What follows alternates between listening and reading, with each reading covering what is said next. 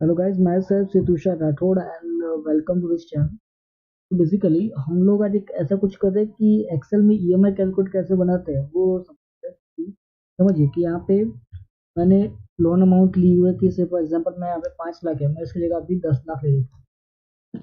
Rate of interest से for example 9% लेते हैं, और जो हम लोन ले रहे हैं वो अपन लेते हैं से फॉर एग्जांपल 6 ईयर के लिए। तो मेरा टोटल 72 मंथ्स का लोन हो गया। उसके सामने मेरी जो ईएमआई अमाउंट आ रही है वो कितनी आ रही है, उसके साथ मेरा इंटरेस्ट कितना पेमेंट हो रहा है, और टोटल मुझे कितना पेमेंट करना पड़ेगा 6 सालों में। 12,97,000 का हमारा 6 साल का, मतलब 6 साल खत्म होंगे तो मंथली हम ईएमआई पे कर रहे हैं, तो टोटल 12,97,000 का हम पेमेंट करेंगे। नॉट ओनली दिस, बट अगर समझिए हर मंथ मेरा ईएमआई इतना जा रहा है तो इंटरेस्ट पोर्शन कितना और प्रिंसिपल रिपेमेंट कितना हो रहा है वो भी सारी डिटेल यहाँ पे मेंशन है। तो कैसे करते हैं चलिए देखते हैं। जस्ट अब मैं भी न्यू एक्सेल ले रहा हूँ। यहाँ पे मैं ये सारी चीज कॉपी कर रहा हूँ,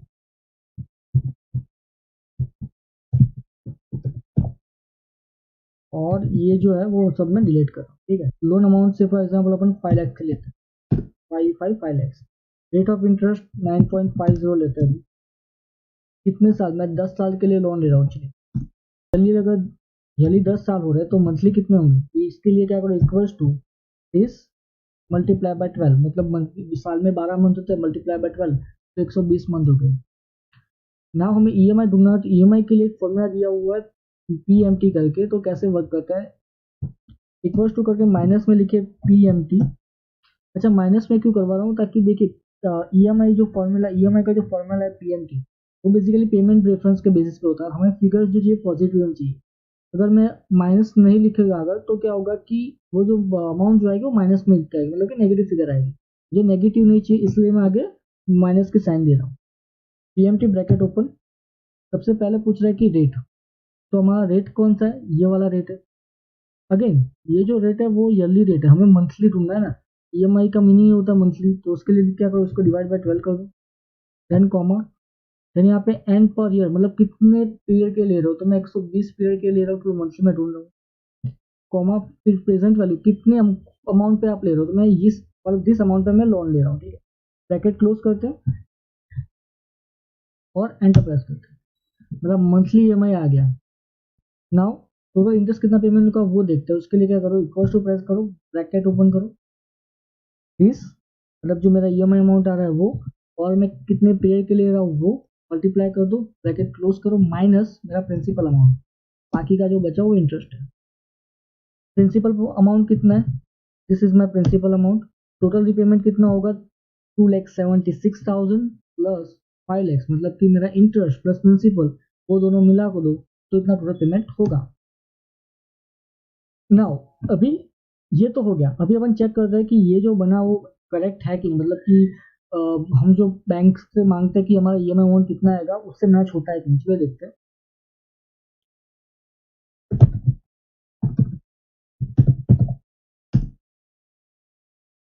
फॉर एग्जाम्पल अपन ग्रो का लेते हैं। यहाँ पे 5 लाख की लोन है, मैं यहाँ पे 5 लाख की लोन कर रहा हूँ। रेट ऑफ इंटरेस्ट 9.5 है, तो मैं यहाँ पे 9.5। 10 साल के लिए लोन है, तो मैं यहाँ पे लिखता हूँ 10 ईयर। यहाँ पे देखिए मेरा जो ईएमआई अमाउंट आ रहा है और हमने जो कैलकुलेट किया वो दोनों मैच हो रहा है। नॉट दिस, बट हमारा जो इंटरेस्ट और सो बाकी का पोर्शन में मैच। ना मुझे अभी ऐसा चार्ट बना तो कैसे बना सकते, तो चार्ट बनाने के लिए क्या करो, ये दो कॉलम है वो दोनों सिलेक्ट कर दो, इंसर्ट में जाओ, पाई चार्ट को क्लिक कर दो।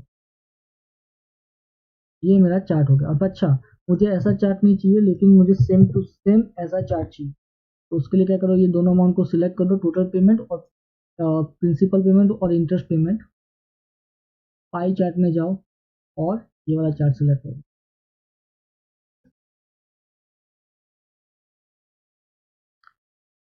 यहाँ पे मैं लेजेंड्स निकाल रहा हूँ और चार्ट टाइटल भी नहीं चाहिए, दोनों निकाल दिए। ठीक है, अभी मुझे बैकग्राउंड में जो बॉक्सेस दिख रहे हैं, मतलब सेल वाइज जो बॉर्डर्स वो निकालनी है, तो व्यू में जाके मैं ग्रिड लाइन से बॉर्डर निकाल दूंगा। ना इसके पीछे भी बैकग्राउंड है, उसको भी मुझे निकालना है, बैकग्राउंड निकालना है। तो यहाँ पे दोनों को नो फिल कर देंगे अपन। बॉर्डर शेड को भी नो फिल कर दो, तो ये और बन गया।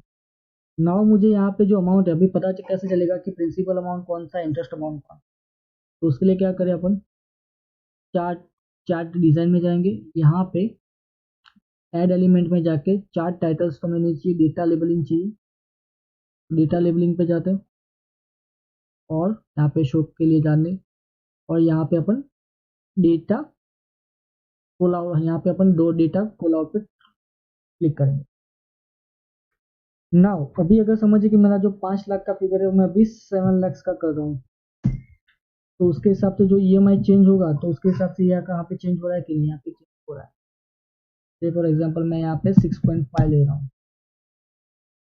यहाँ पे मैं 10 लाख की लोन ले रहा हूँ, से फॉर एग्जाम्पल 10 लाख की लोन है और 6 साल के ले रहे हैं, बट यहाँ पे परसेंटेज आ रहा है, मुझे एक्चुअल फिगर्स चाहिए। तो एक्चुअल फिगर्स के लिए क्या करो, यहाँ चार्ट पे एक बार फिर से क्लिक करो, चार्ट डिजाइन पे जाओ और क्विक एलिमेंट पे जाके आप लेजेंड्स भी चेक कर सकते हो। ये लेजेंड्स तो चाहिए मुझे, टॉप पे चाहिए, लेजेंड्स दे दो सबसे पहले, और चार्ट टेबल टाइटल्स है उसमें मोर टे ऑप्शंस पे उस पे जाइए, यहाँ पे आप परसेंटेज दिख रहा है उसको अनटिक कर दीजिए, एंड जो कैटेगरी नेम है आपको चाहिए तो ठीक, अगर नहीं चाहिए अगर चाहिए फिर ठीक, नहीं चाहिए तो आप ये टिक कर सकते, ठीक है, मुझे भी चाहिए। अभी मुझे कुछ अगर समझिए कि मुझे कुछ डिजाइन चेंज करनी है या फिर प्रेजेंटेशन कुछ चेंज करना है, तो आप पावर डिजाइन में जाके आपके पास प्री डिफाइंड टूल है, मतलब कि जो जैसा भी आपको चाहिए वैसा मिल जाएगा। लेकिन मुझे भी ऐसा कुछ, आप अगर मैनुअल भी करना है आपको, तो मैनुअल करने के लिए यहाँ पे आपके पास ऑप्शन है, ये सारे मैनुअल के भी ऑप्शन है, आपको जैसा भी करना है कर सकते हो। इवन इसको अगर आपको इसके से यहाँ पे थोड़ा हटाना है तो भी आप कर सकते हो, जैसे फॉर एग्जाम्पल मैं यहाँ पे दो, ठीक है, ताकि ये कुछ ठीक से पता चले कौन सा पोर्शन है। नाउ तो थोड़ा अपन ऊपर लेते हैं, तो रीपेमेंट शेड्यूल के लिए अपन क्या करेंगे कि ये मैं सबसे पहले जो लाइंस है कॉपी करूंगा, मैं पेस्ट कर देता हूँ सब कुछ, यहाँ पे पेस्ट करते हैं अपन, तो इसको थोड़ा बॉर्डर करेंगे। अभी सीक्वेंस, अभी सबसे पहले सीरियल नंबर मुझे चाहिए, कि मतलब सीरियल नंबर भी कैसे चाहिए कि जैसे मेरे ये टेनर है, मतलब जो 72 मंथ है वो चेंज हो जाए तो ऑटोमेटिक सीरियल नंबर भी चेंज हो, तो कैसे कर सकते, सबसे पहले इक्वल टू प्रेस करो और यहाँ पे फॉर्मूला देना पड़ेगा सीक्वेंस करके, सीक्वेंस फॉर्मूला दे दो और यहाँ पे ये है उसको टैग कर दो, तो अभी यहाँ पे देखो यहाँ पे 72 मंथ्स आ गए। नाउ मैं यहाँ पे 5 ईयर्स ले रहा हूँ तो 60 मंथ्स होंगे, तो यहाँ पे सीक्वेंस में देखो 60 हो जाएंगे, बाकी का चला जाए। अभी मुझे मंथ ढूंढना है, ठीक है, मंथ के लिए क्या करो, मार्च, अभी मार्च मंथ चल रहा है, मार्च 26 चल रहा है, एंटर कर रहा हूँ, उसके बाद यहाँ पे जस्ट डबल क्लिक कर दो, तो ऑटोमेटिक वो चेंज होते जाएंगे जब तक कि आपने लिखा हो। मंथली ईएमआई आपका कितना रहेगा, मंथली ईएमआई तो ओवरऑल पीरियड आपका फिक्स ही है कि यही आपका मंथली ईएमआई, तो उसको मैं फिक्स कर रहा हूँ F4 से। ओपनिंग बैलेंस क्या रहेगा, ओपनिंग बैलेंस इनिशियली जो आपने लोन लिया वही ओपनिंग बैलेंस होगा, तो इसको भी अभी मैं इनिशियली फिक्स कर रहा हूँ। फिर प्रिंसिपल अमाउंट कितना रहेगा, प्रिंसिपल अमाउंट ढूंढना है तो उसके लिए भी फॉर्मूला है पीपीएमटी, जैसे ईएमआई ढूंढने के लिए पीएमटी, प्रिंसिपल के लिए पीपीएमटी और इंटरेस्ट ढूंढने के लिए आईपीएमटी।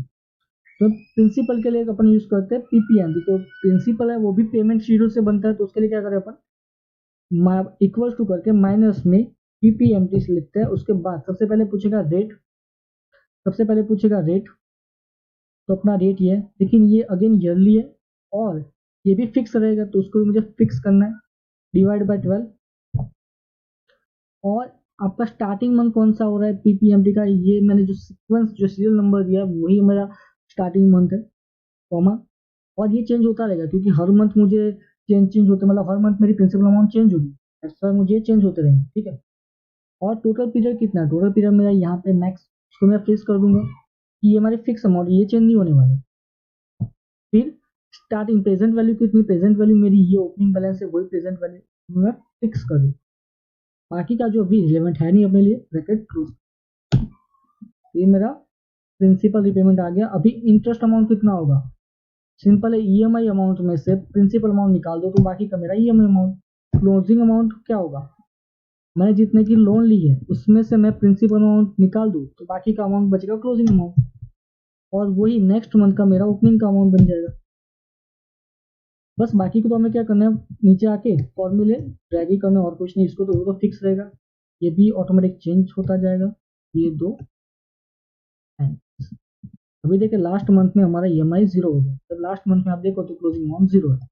अच्छा, इसको अभी यहाँ पे देखे कॉमा के बाद मतलब कि यहाँ पे पैसे में भी आ रहा है, मुझे पैसे में नहीं चाहिए तो कैसे निकाल सकते, तो यहाँ पे जस्ट डबल क्लिक करो, निकल। होपफुली नाउ मैं अभी फॉर एग्जांपल मैं यहाँ पे 7.9 रेट ले रहा हूँ, EMI अमाउंट मेरा चेंज हो गया, मेरा प्रिंसिपल अमाउंट भी आप देखिए उसके हिसाब से चेंज होता जा रहा है सब जगह। और जब आप अगर लोन का रीपेमेंट शेड्यूल आप देखो तो उसमें क्या होता है, इनिशियली ये प्रिंसिपल अमाउंट इनिशियली कम होता है, इंटरेस्ट पोर्शन ज़्यादा होता है, मतलब कि जो आप over a period of time देखो तो इंटरेस्ट कम होता जाएगा और प्रिंसिपल अमाउंट है वो बढ़ता जाएगा, ऐसा ही अपने में हो रहा है।